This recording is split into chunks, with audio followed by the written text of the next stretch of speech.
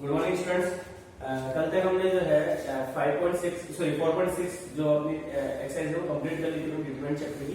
आज हम मिसलेनियस करेंगे और मिसलेनियस में हमें कुछ ही क्वेश्चन करना है, सिंपलीफिकेशन नहीं करना है, क्योंकि ज्यादातर क्वेश्चन जो है वो आपके प्रॉपर्टीज ऑफ डिटरमिनेंट से है, जो कि हट चुका है आपके टॉपिक का। लेकिन उससे पहले ये 4.6 का जो 16 क्वेश्चन लास्ट क्वेश्चन जो बच गया था उसको मैं बता थोड़ा सा इसकी इक्वेशन बना के बताता हूँ मैं आपको। ठीक है, क्वेश्चन है आपका 16 वाला। The cost of 4 kg onion, 3 kg wheat and 2 kg rice is 60 rupees. The cost of 2 kg onion, 4 kg wheat and 6 kg rice is 90 rupees. The cost of 6 kg onion, 2 kg wheat and 3 kg rice is 70 rupees. Find cost of each item per kg by matrix method. Matrix method से हमें इनको solve करना है। तो देखो हम इनकी जो कॉस्ट है पर केजी वो हम एज्यूम कर लेंगे। लेट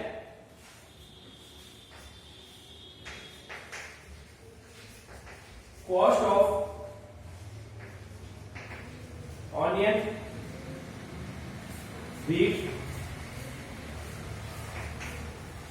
and rice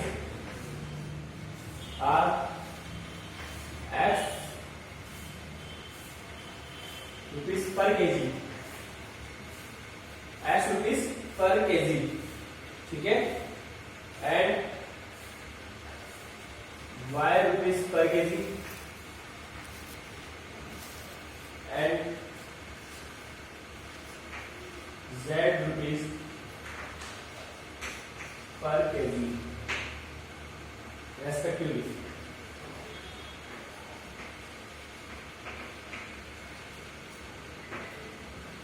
या तो बस ये आपको एज्यूम करना है। Let the cost of onion, wheat and rice are X rupees per kg, Y rupees per kg and Z rupees per kg respectively. Clear? अब हमारे को यहाँ पे इक्वेशन बन जाएगी सीधी सीधी। देखो फर्स्ट इक्वेशन क्या बन जाएगी, 4 kg यानी कि 4 kg के कितना चार्ज है, X रुपये है, ठीक है ना। 4 किलो ऑनियन, 4 kg ऑनियन का कितना पैसा बनेगा, 4x। फिर इसी तरह 3 kg wheat का कितना बनेगा, 3y। और 2 kg राइस का कितना बनेगा, 2z इक्वल टू आपका से 60। इसी तरह से 2x plus 4y plus 6z equal to 90 and 6x plus 2y plus 3z equal to 70। ये आपके पास इक्वेशन बन गई। क्लियर है? तो किसी को एक प्रॉब्लम आ जाएगी इक्वेशन बनाने में, तो वही आप देख लें। अब इससे आगे तो आप वही सॉल्व करोगे, ठीक है ना। उसी तरह से आप a, x और b लिख करके a का आप इनवर्स फाइंड करोगे, मल्टीप्लाई करोगे उनको इनवर्स को और b को, तो आपकी x, y और z की वैल्यू आ जाएगी। यही हमारे को फाइंड आउट करनी है। क्लियर? तो ये 16 क्वेश्चन बाकी आगे आप खुद करोगे। अब आते हैं मिसलेनियस पे। मिसलेनियस में जो है आपको only question number first, third, 7, 8, 16, 18 और 19 क्वेश्चन ही आपको करने हैं, ठीक है। बाकी क्वेश्चन आप नहीं करोगे क्योंकि वो प्रॉपर्टीज ऑफ डिटरमिनेंट्स यानी कि जो 4.2 एक्सरसाइज हमने स्किप की है उस एक्सरसाइज से क्वेश्चन ही है बाकी है। क्लियर है? उसी एक्सरसाइज पे डिपेंडेंट क्वेश्चन है, तो सिर्फ हमें ये इन्हीं क्वेश्चन को ये जो 7 क्वेश्चन है पूरी एक्सरसाइज में से मिसलेनियस में ये हमारे को करना है, ठीक है। फर्स्ट क्वेश्चन और थर्ड क्वेश्चन में कुछ भी नहीं करना है, इनको सीधा सीधा जो डिटरमिनेंट मेथड है हम सोल्व करते हैं उसी तरह सोल्व करना है इसको, ठीक है ना। जिस तरह से हम एक डिटरमिनेंट को सोल्व करते हैं सिंपली उस तरह सोल्व करेंगे, जो आंसर आएगा वो आ जाएगा। तो फर्स्ट क्वेश्चन देखो मैं करवा रहा हूं आपको। क्वेश्चन नंबर फर्स्ट है आपका इसमें कि x, चलो डेल इक्वल टू मैंने लिखा x sin theta cos theta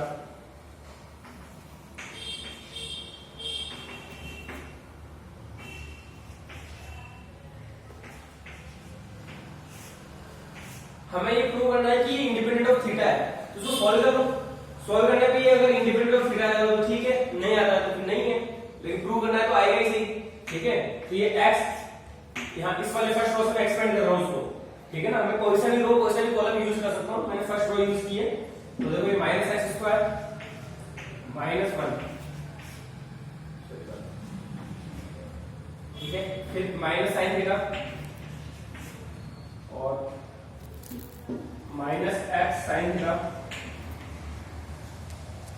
और ये 1 से मल्टीप्लाई होगा माइनस कॉस थीटा, ठीक है। फिर ये प्लस कॉस थीटा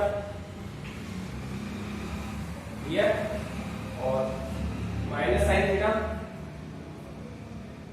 और into plus X cos theta, तो ये माइनस साइन थीटा प्लस, क्योंकि माइनस और वो एक माइनस आता है तो minus minus plus X cos theta,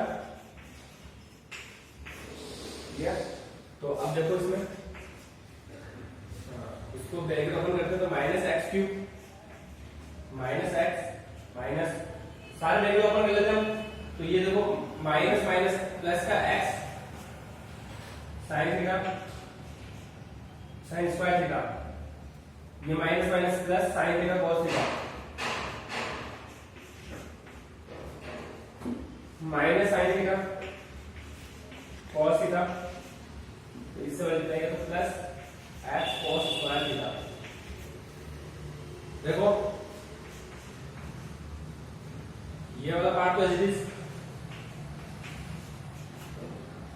ये और ये मिला करके इन दोनों को मिला करके देखो, इसमें से x को अपन आने के बाद ये हो जाएगा sin square theta plus cos square theta, ये हो जाएगा 1, तो इन दोनों को मिला करके मैं ओनली x लिख सकता हूं यहां पे, ठीक है ना। इतना हम डायरेक्ट कर सकते हैं कि इन दोनों को मिला करके आपको ओनली x, ये दोनों कैंसिल हो रही है, sin theta cos theta plus sin theta cos theta minus cancel, तो बस ये minus x plus x cancel हो जाएगा नेक्स्ट स्टेप में, ओनली माइनस x, तो this is independent of theta, ये आपका इंडिपेंडेंट ऑफ थीटा है, ठीक है ना। ये आपको प्रूव कर दिया हमने। इसी तरह से आप थर्ड इक्वेशन को खुद सोल्व करोगे, सीधा सीधा इसी तरह से आपको एक्सपेंड करना है, किसी भी रो या किसी भी कॉलम से आप एक्सपेंड कर देना, आपका आंसर आ जाएगा, क्लियर है। अब उसके बाद आपका सेवंथ क्वेश्चन है, वो भी आप खुद ही करोगे, ठीक है। उसमें आपको a इनवर्स गिवन है और b गिवन है, थोड़ा सा लंबा होगा ये क्वेश्चन थोड़ा लंबा चल जाएगा, दो बार आपको इनवर्स फाइंड करना है इसका, ठीक है ना। दो बार आपको इनवर्स फाइंड करना होगा, कैसे देखो दो तरीके हैं, अब आपको फाइंड करना है a b का होल इनवर्स, ठीक है। इसके दो तरीके हैं, क्योंकि ये इसकी एक आइडेंटिटी है हमारे पास, a b का होल इनवर्स क्या होता है, b इनवर्स a इनवर्स, ये आइडेंटिटी है, ठीक है। तो a इनवर्स तो हमारे पास ऑलरेडी है, तो इस वाले तरीके से करोगे तो एक ही बार आपको इनवर्स फाइंड करना है, इस वाले से करोगे तो दो बार करना पड़ेगा, तो ज्यादा बेटर हम एक ही बार करें, इससे करें तो a इनवर्स हमारे पास ऑलरेडी है, ये जो b दे रखा है हमारे को, उस b का क्या करो इनवर्स निकाल दो और दोनों को मल्टीप्लाई कर दो, आपका आंसर आएगा, क्लियर है। तो इससे एक ही बार आपको इनवर्स निकालना होगा, किसका, b का इनवर्स निकालो, यहां रखो b inverse into a inverse करना, आंसर आ जाएगा, ठीक है। b इनवर्स निकालने का काम, ठीक है ना। पहले में वेरीफाई करना है जो थ्योरम आपने देखा है, हाँ ये भी एक थ्योरम है 8th वाले में,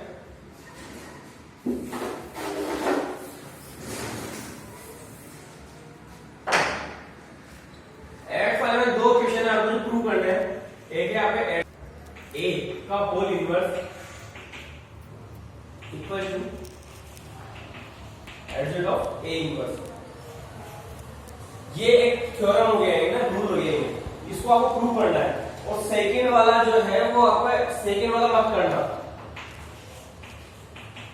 a इनवर्स का whole inverse equal to a, ये हम आपको प्रूव करना है, इसको रहने देना, इसको रहने देना, क्यों, क्योंकि इनमें इनवर्स का फिर इनवर्स दो बार इनवर्स करना पड़ेगा, तो वो बहुत लेंथी हो जाएगा, ठीक है। तो इसलिए इसको रहने देना, आपको इक्विवेलेंट फर्स्ट वाला करना, लेंथी तो ये भी होगा, इसमें दो बार इनवर्स निकालना है आपको, लेकिन फिर भी इसको करना, एक पे प्रैक्टिस कर लेना, इसको छोड़ देना, ठीक है। इसमें क्या करना है आपको, पहले a इनवर्स निकालोगे, ठीक है। a इनवर्स निकालने के बाद उसका एडजॉइंट भी निकालोगे, वो एक साइड हो गई आपकी, दूसरी साइड में क्या करना है आपको, पहले जो a दे रखा है उसका एडजॉइंट निकालोगे और उसका इनवर्स निकालोगे फिर, ठीक है ना। थोड़ा लेंथी तो होगा, लेकिन आपको खुद करना है 8th वाले को, ये प्रैक्टिस आपकी अच्छी होगी। 8th वाला क्वेश्चन आपको खुद ना फर्स्ट वाला कर लेना, सेकंड पार्ट रहने देना इसका, ठीक है ना, सेकंड पार्ट आप रहने देना इसका, इतना लंबा आपको एग्जाम में नहीं आता, इसलिए प्रैक्टिस के लिए, तो 8th का फर्स्ट वाला आप खुद करोगे, सेकंड वाला रहने देना, ठीक है। उसके बाद आते हैं हम 16th क्वेश्चन पे, तो 16th क्वेश्चन में इक्वेशन गिवन है, ठीक है। तो देखो कैसे करना है इसको, देखो आपका जो 16th क्वेश्चन है उनमें x, y और z जो है वो अपॉन में गिवन है, ठीक है। आपको इससे टेंशन नहीं लेनी है, आपको प्रॉब्लम भी नहीं आ रहा है, बहुत सीधी सी बात है। और करना क्या है आपको, वो जो तीनों इक्वेशन है, तीनों इक्वेशन जो इस तरह से दे रखी है, चलो तीनों इक्वेशन लिख लेता हूं, ठीक है, 4/x minus 6/y 6/x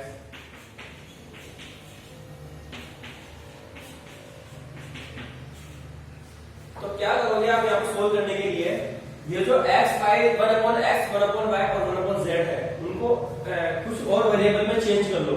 late 1/x equal to a, 1/y equal to b and 1/z equal to c। ठीक है, तो अब आपके पास इक्वेशन क्या हो जाएगी, इस तरह से हो जाएगी 2a plus 3b plus 10c equal to 4 हो गई अपनी लीनियर इक्वेशन में कन्वर्ट। ठीक है, पहले इक्वेशन लीनियर नहीं थी और अभी लीनियर इक्वेशन में कन्वर्ट हो गई। ये इसी तरह से आपकी 10th क्लास में और 9th क्लास में इस तरह की इक्वेशन आई हुई है, 10th क्लास में इस तरह की इक्वेशन आपके पास आई हुई है। ठीक है ना, सॉल्व करने के लिए ये 4a minus 6b plus 5c equal to 1 and 6a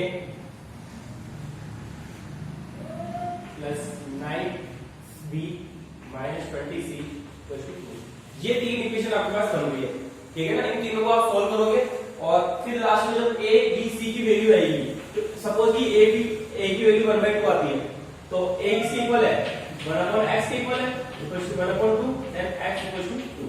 उसका रेसिप्रोकल कर दो, दोनों को रेसिप्रोकल कर दो, x वैल्यू मिल जाएगी। क्लियर है, तो इस तरह से आप सॉल्व करोगे। ये मैंने चलो एग्जांपल बताया आपको। क्लियर है, तो इसी तरह से आपका 16 क्वेश्चन कंप्लीट।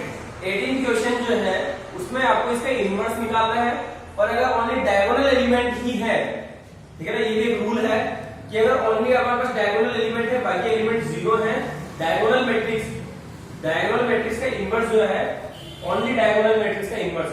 ठीक है, डायगोनल मैट्रिक्स कौन सा होती है, इसमें डायगोनल एलिमेंट होता है, तो डायगोनल मैट्रिक्स का जो इनवर्स होता है वो इसी तरह से हो जाएगा x 0 0 0। इनमें केवल इनवर्स लगा दो, बस यहाँ पे ओनली इनवर्स लगा दो, ये आपका आंसर होगा। ठीक है, ओनली ये डायगोनल मैट्रिक्स के लिए अप्लाई होता है। क्लियर, और 19th में जो है वो 19th आपको थोड़ा सॉल्व करके दिखाना पड़ेगा, तो देखो उसको 19th में दिखा देता हूं मैं उसके कंप्लीट।